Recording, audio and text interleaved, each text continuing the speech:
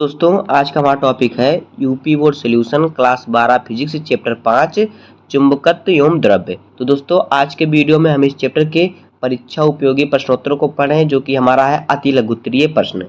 जो हमारे board exam में अति लघुत्तरीय प्रश्न पूछा जाता है, उन सभी क्वेश्चनों को हम आज सॉल्व करेंगे। तो देखिए प्रश्न संख्या 1 क्या है। देखिए प्रश्न 1 क्या कह रहा है कि अनुदैर्ध्य स्थिति में किसी छोटे चुंबक के कारण चुंबकीय क्षेत्र की तीव्रता यानी चुंबकीय बल का क्षेत्र का सूत्र लिखिए। प्रयुक्त संकेतों का अर्थ भी लिखिए। ये चुंबकीय द्विध्रुव के कारण अक्षीय स्थिति में किसी बिंदु पर चुंबकीय क्षेत्र की तीव्रता का व्यंजक भी लिखिए। तो देखिए हमारा हेडिंग है अनुदैर्ध्य स्थिति। तो देखिए यम चुंबकीय बल, यम जो होता है चुंबकीय बल होता है आघूर्ण के किसी छोटे दंड, कोई छोटा सा दंड है कि चुंबक की अपेक्षा रेखा पर उसके मध्य बिंदु O से R दूरी पर निर्वात अथवा वायु में बिंदु P पर चुंबकीय क्षेत्र वेक्टर B का परिणाम। देखिए किस प्रकार से होता है। देखिए O बिंदु से P तक इनके बीच की दूरी कितनी है, R दूरी है। ये हमारा चुंबक है, एक पे S और एक पे N चार्ज है, एक साउथ एक नॉर्थ दिशा है। तो O बिंदु से P तक क्या कह रहा है, O बिंदु से P तक वायु अथवा निर्वात में इसका चुंबकीय क्षेत्र क्या हो जाता है, वेक्टर B। ये जो है वेक्टर B, ये चुंबकीय क्षेत्र हो जाता है। तो यहाँ पे हमारा सूत्र हो जाएगा B बराबर म्यू नॉट बटे 4 pi into 2m by r cube newton प्रति एम्पेयर मीटर। B जो है यह है चुंबकीय क्षेत्र और m जो है यह चुंबकीय बल और r जो है इन दोनों के बीच की दूरी है। जहां पर देखिए म्यू नॉट निर्वात की चुंबकशीलता है, जिसका मान होता है 4 पाई गुणे 10 के पावर -7 न्यूटन प्रति एम्पियर स्क्वायर। और चुंबकीय क्षेत्र क्या है, B है। B की दिशा अक्ष के समांतर दक्षिणी ध्रुव से उत्तरी ध्रुव की ओर होती है। अब देखिए अगला क्वेश्चन। देखिए प्रश्न संख्या 2 क्या कह रहा है कि परमाणु में किसी परिक्रमण करने वाले इलेक्ट्रॉन के लिए चुंबकीय द्विध्रुव आघूर्ण का सूत्र लिखिए। प्रयुक्त संकेतों के अर्थ बताइए।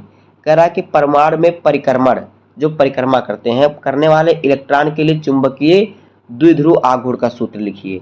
तो देखिए इसका सूत्र होता है m बराबर NIA, जहां पर n जो है फेरों की संख्या है, I जो है कक्षा के किसी बिंदु से 1 सेकंड से गुजरने वाले आवेश की संख्या है, A जो है ये लूप के परिच्छेद का क्षेत्रफल और m जो है ये क्या है, ये है चुंबकीय द्विध्रुव आघूर्ण। अब देखते हैं अगला क्वेश्चन। क्वेश्चन नंबर 3 देखिए क्या कह रहा है कि चुंबकीय यामोत्तर की परिभाषा लिखिए। तो देखिए किसी स्थान पर अपने गुरुत्व केंद्र से स्वतंत्रता पूर्वक लटकाई गई चुंबक के चुंबकीय अक्ष से गुजरने वाले ऊर्ध्वाधर तल को चुंबकीय यामोत्तर कहते हैं। यानी किसी स्थान पर अपने गुरुत्व केंद्र है, गुरुत्वाकर्षण जो पृथ्वी में बल लगता है, गुरुत्व केंद्र से स्वतंत्रता पूर्वक लटकाई गई चुंबक के चुंबकीय अक्ष से गुजरने वाले ऊर्ध्वाधर तल को क्या कहते हैं, जो ऊर्ध्वाधर तल होता है उसको चुंबकीय यामोत्तर कहते हैं। अगला क्वेश्चन देखिए क्या है। चौथा, नति कोण से आप क्या समझते हैं। तो देखिए नति कोण वह कोण है जो चुंबकीय यामोत्तर में पृथ्वी के चुंबकीय क्षेत्र B की दिशा और क्षैतिज दिशा के बीच बनता है।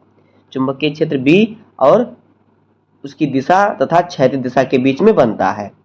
अब देखिए अगला क्वेश्चन, क्वेश्चन नंबर 5, दिक्पात कोण से क्या तात्पर्य है। तो उत्तर देखिए पृथ्वी की सतह पर किसी स्थान पर भौगोलिक यामोत्तर तथा चुंबकीय यामोत्तर के बीच बनने वाले न्यून कोण को उस स्थान के लिए दिक्पात कोण कहते हैं। इसे अल्फा से प्रदर्शित करते हैं, दिक्पात कोण को अल्फा से प्रदर्शित करते हैं। अब देखिए अगला क्वेश्चन, क्वेश्चन नंबर 6 क्या कह रहा है कि पृथ्वी के उत्तरी ध्रुव पर नमन कोण का मान क्या होगा। तो देखिए नति कोण का जो अधिकतम मान होता है 90 डिग्री होता है, जो पृथ्वी के उत्तरी व दक्षिणी चुंबकीय ध्रुवों पर होता है। अब देखिए अगला प्रश्न, प्रश्न संख्या 7, किन दो स्थानों पर पृथ्वी के चुंबकीय क्षेत्र का क्षैतिज घटक शून्य होता है। तो देखिए पृथ्वी के चुंबकीय उत्तरी तथा दक्षिणी ध्रुव पर चूंकि इन स्थानों पर नति कोण कितना होता है, नति कोण 90 डिग्री होता है, अतः H बराबर बी ई कॉस थीटा बराबर बी ई कॉस 90 अंश, यानी कि यहाँ पे क्या हो जाएगा, कॉस 90 अंश का मान 0 होता है, तो यहाँ पे इसका जो क्षैतिज घटक होगा 0 होगा। H जो है ये क्षैतिज घटक है।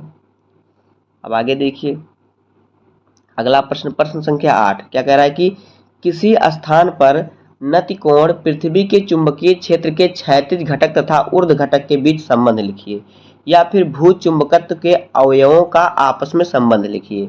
तो देखिए tan थीटा बराबर क्या सूत्र होता है, बी बाई एच, जहाँ पर थीटा जो है नतिकोण है, बी जो है बी साइन थीटा क्या है ऊर्ध्व घटक है, और एच जो है एच बराबर होता है बी कॉस थीटा जो कि है क्षैतिज घटक, जहाँ पर बी जो है पृथ्वी का चुंबकीय क्षेत्र है, बी यानी चुंबकीय क्षेत्र, ई का मतलब अर्थ यानी पृथ्वी का चुंबकीय क्षेत्र, जो बड़ा बी है ये है चुंबकीय क्षेत्र, ई है अर्थ यानी पृथ्वी का चुंबकीय क्षेत्र। अगला देखिए क्वेश्चन नंबर 9, किन्हीं दो प्रतिचुंबकत्व वाले पदार्थ के नाम लिखिए। तो देखिए नंबर 1 है बिस्मथ, दूसरा है एंटीमनी। 10वां नंबर देखिए क्वेश्चन क्या है, निम्नलिखित पदार्थों में से प्रतिचुंबकीय तथा अनुचुंबकीय पदार्थों को चुनिए, तांबा, सोडियम, प्लेटिनम व चांदी। तो देखिए इसमें जो प्रतिचुंबकीय पदार्थ है वो तांबा और चांदी, जो अनुचुंबकीय है वो सोडियम और प्लेटिनम। अगला प्रश्न देखिए प्रश्न संख्या 11 कह रहा है कि प्रति तथा अनुचुंबकीय पदार्थों में मुख्य अंतर लिखिए, मतलब प्रतिचुंबकीय और अनुचुंबकीय पदार्थों में मुख्य अंतर लिखिए। तो देखिए ऐसे पदार्थ जो तीव्र प्रबलता के चुंबकीय क्षेत्र में रखने पर क्षेत्र की विपरीत दिशा में आंशिक रूप से चुंबकित होते हैं प्रतिचुंबकीय कहलाते हैं, जैसे सोना, चांदी, हीरा, नमक, जल, वायु आदि। और फिर ऐसे पदार्थ जो प्रबल तीव्रता के चुंबकीय क्षेत्र में रखे जाने पर क्षेत्र की दिशा में आंशिक रूप से चुंबकित होते हैं अनुचुंबकीय पदार्थ कहलाते हैं, जैसे कि aluminium, platinum, sodium, copper, chloride, oxygen आदि। अब देखिए अगला क्वेश्चन नंबर 12 कह रहा है कि किसी बाह्य चुंबकीय क्षेत्र में रखने पर प्रतिचुंबकीय पदार्थों का व्यवहार अनुचुंबकीय पदार्थों से किस प्रकार भिन्न होता है।